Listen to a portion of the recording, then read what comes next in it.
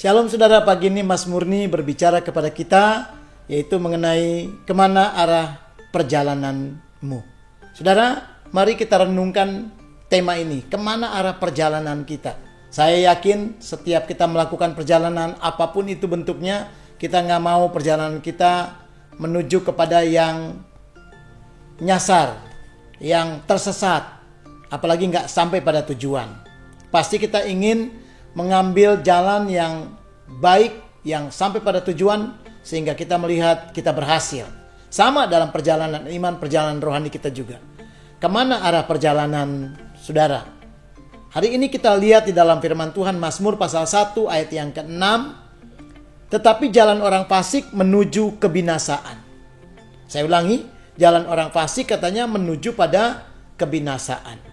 Dari ayat ini saya belajar mengambil bahwa kemana jalan kita menuju, arahnya ke dimana.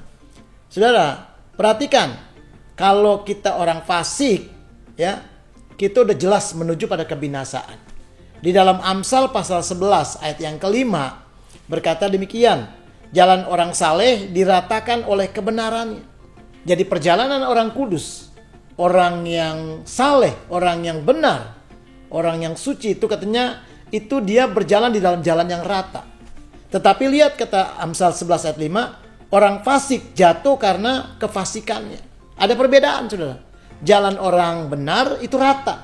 Artinya dia sesuai dengan firman Tuhan. Gak belak-belok, gak belat-belit. Gak ada penyimpangan, gak ada sesuatu kebohongan dan dusta. Dia berjalan di atas kebenaran.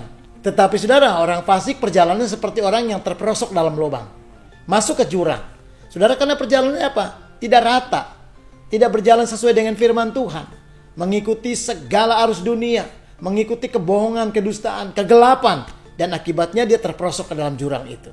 Saudara, kemana arah langkah kita? Kemana arah perjalanan kita? Amsal 11 ayat 8, orang benar diselamatkan dari kesukaran, orang fasik menggantikannya. Saudara, setiap kita mengalami kesukaran, mengalami persoalan, tantangan, masalah hidup, apapun itu, Bapak Ibu Saudara, kita punya salib masing-masing. Tetapi kesukaran demi kesukaran yang kita alami, itu kita akan diselamatkan dari keadaan itu. Ketika kita memposisikan diri sebagai orang benar. Perjalanan kita tidak belak-belok. Perjalanan kita sesuai dengan firman Tuhan. Lurus. Saudara akan melihat dalam setiap kesukaran demi kesukaran. Itu bukan menjadi sesuatu yang membuat engkau tidak berdaya. Tetapi justru akan melihat kemenangan demi kemenangan. Mujizat demi mujizat. Pertolongan Tuhan demi pertolongan Tuhan. Apapun pergumulan hari ini. Kalau engkau tetap berjalan dalam jalan orang benar. Tidak berjalan dengan orang fasik. Tidak berjalan seperti perjalanan orang fasik. Hidupmu akan mengalami kemenangan yang hebat. Berarti kalau begitu apa yang harus kita lakukan saudara? Bagaimana ciri-cirinya orang fasik? Perjalanan orang fasik adalah cara hidupnya orang fasik. Mazmur pasal 52 ayat yang kelima berkata bahwa orang fasik itu katanya lebih mencintai yang jahat daripada yang baik. Jadi saudara, ketika kita ada melakukan itu, saudara, itu bukan perjalanan orang benar. Orang yang lebih mencintai kejahatan, lebih suka kepada yang jahat, dosa, kegelapan, bertentangan dengan firman Tuhan, itu namanya orang fasik. Harusnya kita adalah lebih menyukai akan yang namanya kebaikan daripada dosa. Kita tidak boleh bermain-main dengan dosa. Tuhan Yesus mengajarkan itu saudara. Dia memberikan contoh di dalam Ibrani 1 ayat 9. Dia kenapa lebih diurapi? Karena dia mencintai saudara keadilan dan membenci segala yang namanya kejahatan. Itu benar saudaraku. Harusnya kita demikian. Tapi orang fasik adalah lebih mencintai yang jahat daripada yang baik. Hari ini kita periksa diri kita. Kalau kita juga suka mencintai yang jahat lebih daripada yang baik, saya ragu jangan-jangan perjalanan kita menuju kekalahan, menuju kepada tempat-tempat yang sangat membuat kita tersesat. Hari ini bertobat dan jangan lakukan itu. Yang kedua, saudaraku, orang fasik adalah lebih suka dusta daripada ngomong yang benar.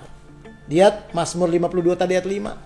Yang kedua, lebih suka akan sesuatu yang bohong, sesuatu yang hoax, sesuatu yang tidak ada dasar firman Tuhannya, sesuatu yang sifatnya saudaraku di luar kebenaran. Tapi kalau mendengar kebenaran paling gak suka, mendengarkan firman Tuhan paling gak betah. Kita tidak boleh demikian. Telinga kita harus suka mendengarkan suara Bapa, mendengarkan firman Tuhan yang memulihkan hidupmu, yang menguatkan engkau. Saya percaya ketika engkau menjadi orang-orang yang melakukan itu, mendengarkan firman Tuhan, lebih suka daripada dusta. Kita menghindar kalau orang-orang yang berdusta, orang-orang yang berbohong. Tapi saya melihat ada banyak orang yang kadang-kala tidak sadar dia suka akan kebohongan lebih daripada firman Tuhan. Sampai rela bersumpah, Sampai saudara katakan demi Tuhan dan lain sebagainya. Nggak perlu saudara. Kita harus sekarang berubah. Bahwa kita lebih suka yang benar daripada suka yang dusta. Karena orang fasik adalah suka dusta daripada yang benar. Kalau anak Tuhan, suka yang benar daripada dusta. Kalau engkau lakukan itu, maka berkat Tuhan turun di tengah-tengah kita. Dan perjalananmu, perjalanannya, arahnya menuju pada keberkatan, pemulihan, terobosan yang besar. Diberkati Bapak, Ibu, Saudara, dan saya sepanjang hari ini sampai selama-lamanya. Tuhan bersama kita. Amin.